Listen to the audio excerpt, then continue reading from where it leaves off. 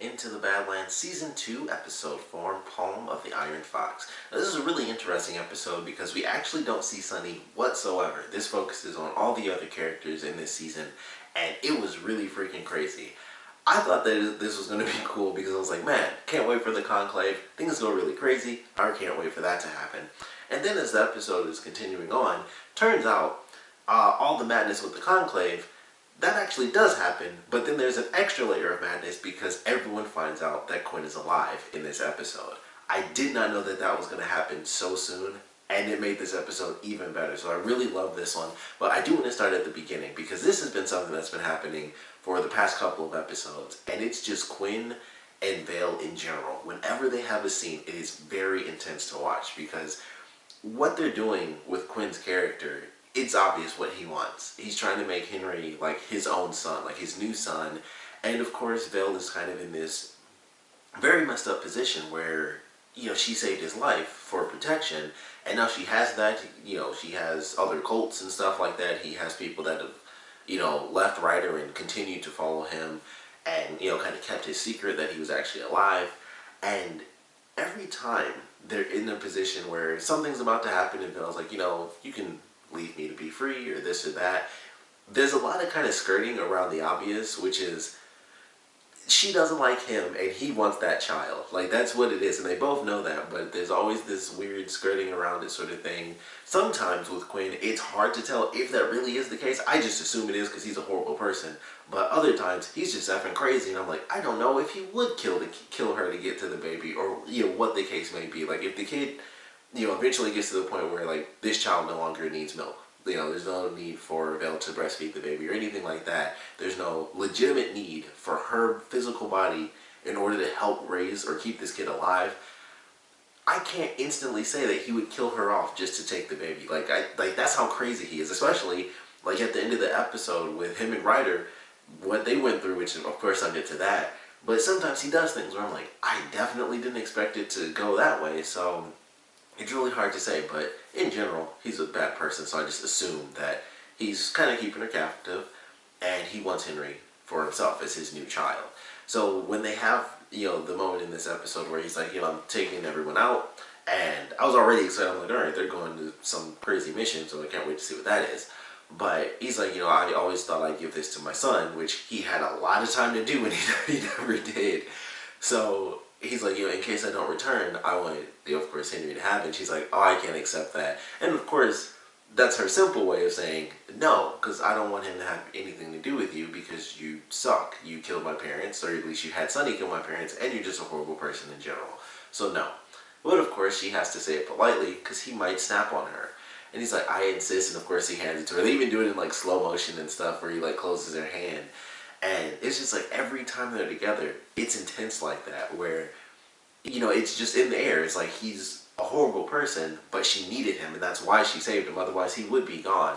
And it's just nuts. Every time they're together, there's some little give and take sort of thing where he's trying to seemingly be nice to her, but it's always something that she doesn't want. Like, of course, the baptism. Like, she didn't want that, of course, but that's what he wanted to do because he's like, this is my chance to have another child, and that's kind of what he's trying to do. And it's not exactly subtle, of course, but just the way they do it is very intense every time. Even though I know nothing's going to happen so early on, just every time it's really intense because it's just that underlying tension and pressure building up on Vale to escape, or, Quinn to kind of control himself and not, like, kill her, if that's what he really wants. Like I said, it's hard to say. He's just, like, all over the place with his decisions, where it's like, sometimes I think he's going to do this, and then he does that, and then sometimes he does do exactly what I thought, and you just don't know with this guy because he's insane. But I wanted to touch on that because it's been happening with pretty much every episode they have a scene together. I'm like, it's just so weirdly intense where it seems nice, but we know it's just him trying to, even at the earliest stages, cater Henry to become the son that he's always wanted. So it's always right there, and it always makes everything so intense, no matter what he's doing. But really love that in the beginning. Then of course he goes out on this mission. That's when we kind of jump to the conclave stuff, so we get to see the widow. She's dressed up, she meets all the other barons, we get to see everyone in all their cool outfits. As I mentioned before, I was excited to see the outfits because they all look kind of cool. The woman that she talks with the most, whose name I definitely missed, I feel like they only said everyone's name. I feel like they said everyone's name, but maybe only one time. But the woman dressed in white, she was dressed to the nines in this episode, and even her regent was dressed up super fancy. He had like, he almost had a jacket. It looked like a fencing jacket, actually. But it was really cool. I loved their costumes the most, just the white and the gold.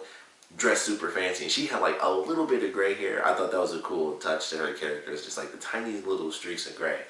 But love the designs of the characters, and of course the Widow is trying to figure out what she can do in order to kind of win this vote and not be kicked out of the Badlands. And we also have like a small scene early on with Tilda where she's actually convinced by Odessa to basically go to the conclave, where it's like, you know, she kind of puts it in her head like, man, you know, she took the old guy in the wheelchair instead of you. And she kind of, you know, talks about, you know, hasn't the world kind of been screwed up enough by men and things like that. So fortunately she did that, because Tilda actually went in and ended up saving both Waldo and the Widow by the end of this episode. So that was actually a good thing. But it got kind of intense. You know, we're going through the episode. We have Ryder, of course, calling this conclave to kind of get the oil fields back. And they touch on a lot of stuff with the Widow and how she, you know, was a cog and stuff like that in this other woman's, under this other woman's control, and how she kind of rose to power and she ends up killing her husband and taking over his power, which we see, you know, kind of start itself all over again in the next episode, which I'm looking forward to. But it was interesting how they she kind of touched on the fact that they kind of don't care about her. You know, she's like, you know, when he stole my oil fields, or when Quinn did it illegally, I didn't call it conclave. Like, nothing happened and nobody gave a crap. But, you know, everybody's kind of here for Ryder. And everyone voted against her. Even the woman where she's like, you know, she makes the deal to no longer take in kind of fugitives. But it's like, you know, everyone that has already been there, just let them be free. And she's like, you know, I hope this compromise works. And everyone voted against her. And I was like, wow, that kind of sucks. And then it got really, really intense, because she's like, well, basically, you all suck. I'm gonna do what I want. And she's ready to like kill everybody, which was really insane. And I'm like, all right, you have, well, I guess there was 10 people, because you have Ryder, you have the guy who actually hosted it, the guy who had like the little, the gauntlet things. So it was the two of them, the guy who was in green, the woman in white, and the dude, I guess I'd say he was in orange, I guess was his color. So you got those 5 barons, and then you have 5 you know, regions with them. So they wanted this, it was her and Waldo in a chair to take on 10 people, plus more, because of course, considering where it was hosted, that guy owned other people that would probably fight for him as well. And it was just insane. I was like, wow, this is her plan. And then of course, Quinn's people coming into play is like, you know, they just get up on the rooftop, is like, who the F are these guys? And then Quinn strolls in, Ryder flips out, which I actually love that, because he was like, it was even in subtitles, it said shudder, and he was freaking out, and he jumps through a window and he leaves. And then it's just chaos, and people are just dying and flipping, and Widow kicks a dude. Once again, she kills somebody, or no, she stepped on his foot with her heel. She didn't kill him with the shoe, but she stepped on it, so we got to see that again. She stabbed a dude through his hands into his eyes, took that guy down. Waldo actually got a few good hits in as well, so that was actually pretty cool. And then we get to see the ladies fight, which is pretty sweet, especially the part where they were, you know, doing like the footwork. That was actually really cool. And then that's when Tilda comes in, saves Waldo, throws the Widow the blade, and then it just got crazy. So the 3 of them have like their cool pose moment, and of course the woman takes off, and now they have possibly 48 hours to survive and kind of get things back in order. And who knows? I mean, at this point, considering everyone voted against her, I like to think that maybe the Widow will have all their families killed anyway, just because it's like, you know, they're coming after us, maybe kind of distract them a little bit. Although Quinn's return, huge distraction. So her plan, based on what Waldo says, is to go take out Quinn and the rest of his cogs. But we also see that his former cogs and clippers are going to take him down as well, because those weren't butterflies going in blue. Those were a bunch of clippers in red. So his own former people and his former wife, or both of his former wives, I guess, are going to take him down. That may or may not help Vale, because of course she had the other story in this episode where she's left alone. So it's her, the baby, and the guy, Edgar, I believe his name was. And she's doing everything she can to escape. She tries the Batman grapple hook mode.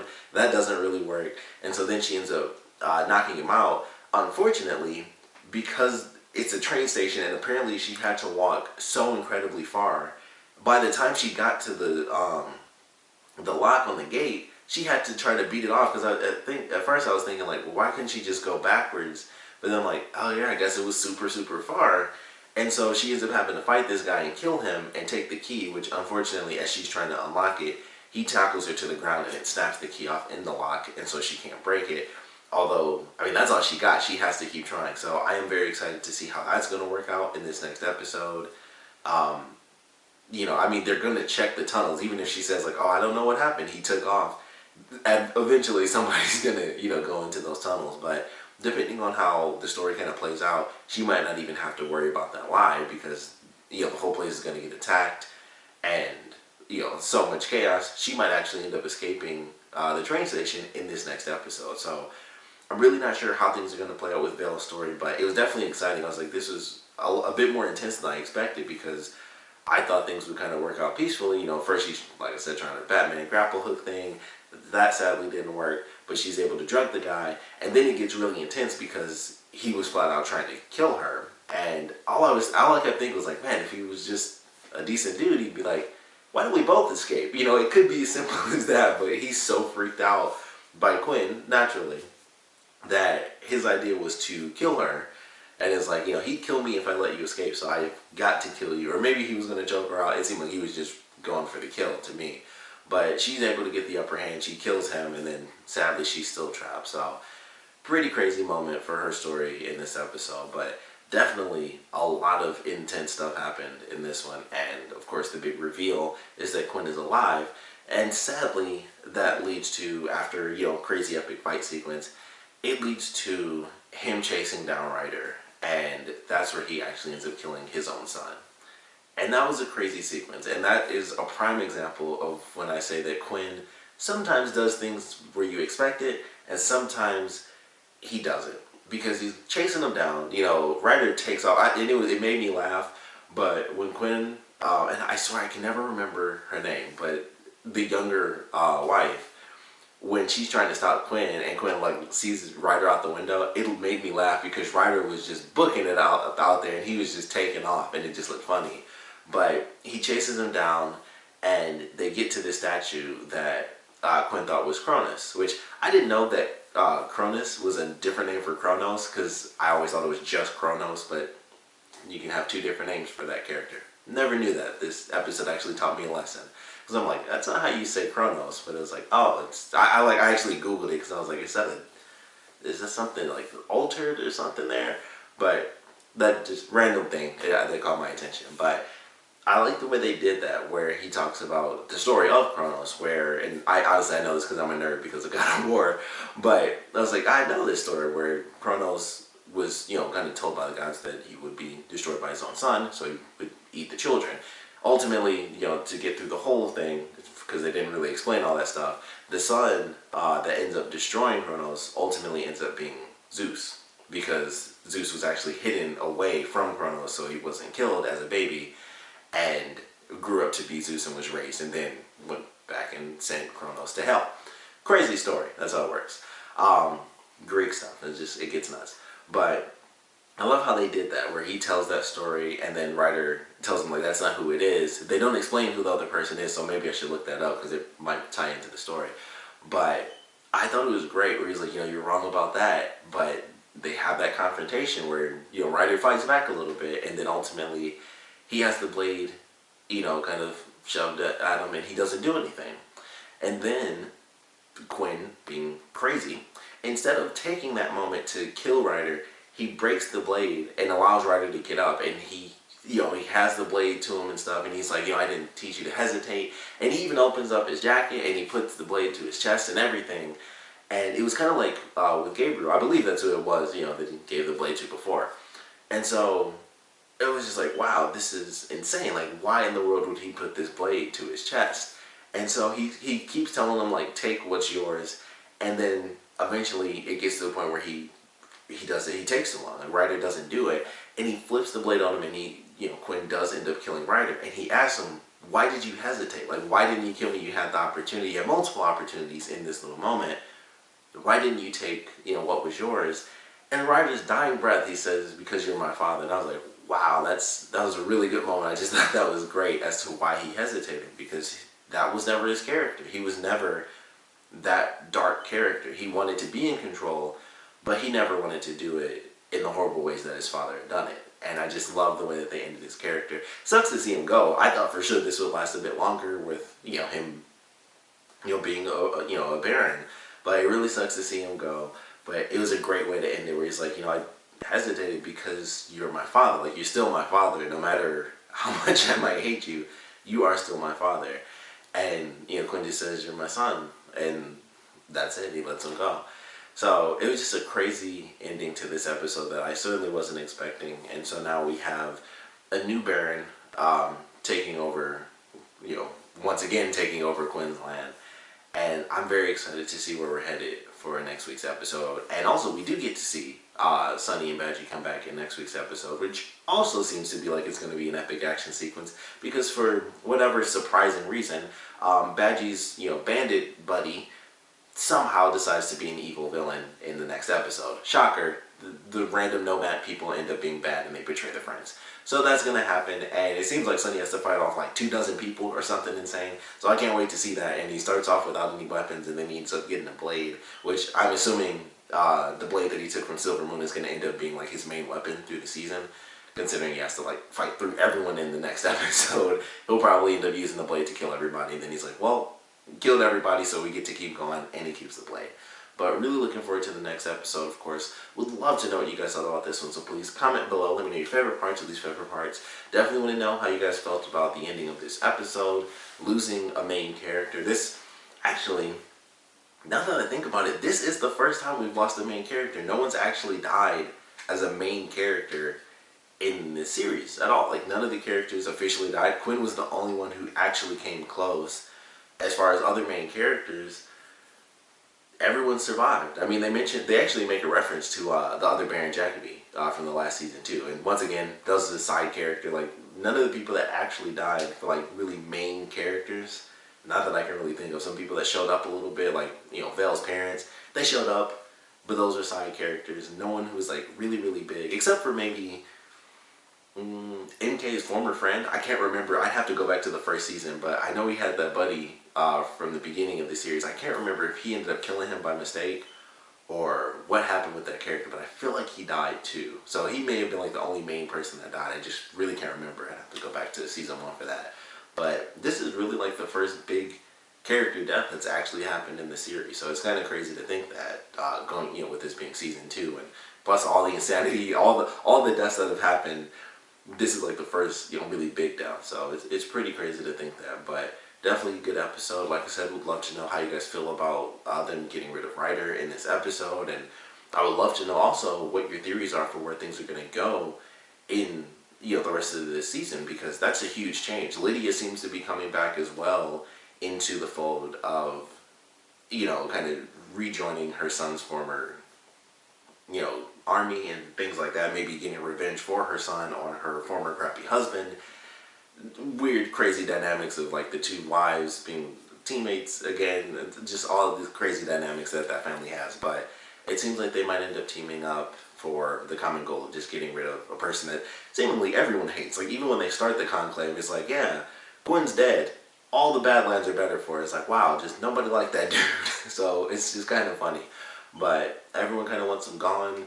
He's just going to cause a bunch of chaos, attacking anyone and everyone because he doesn't have anything but an army. So he's kind of like that wild baron that can do whatever.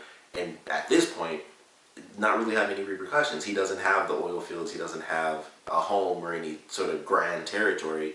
It's just like he's a wild card. So of course everyone wants him gone now that, they didn't like him before, and now he's even crazier. So there's just so many dynamics that could change. Would love to know where you think they're headed with that. Like I said, of course, I want to know what you guys thought about them killing off Ryder in this episode. And of course, I want to know what you guys thought about this episode in general. So please comment below, let me know, and thanks for watching.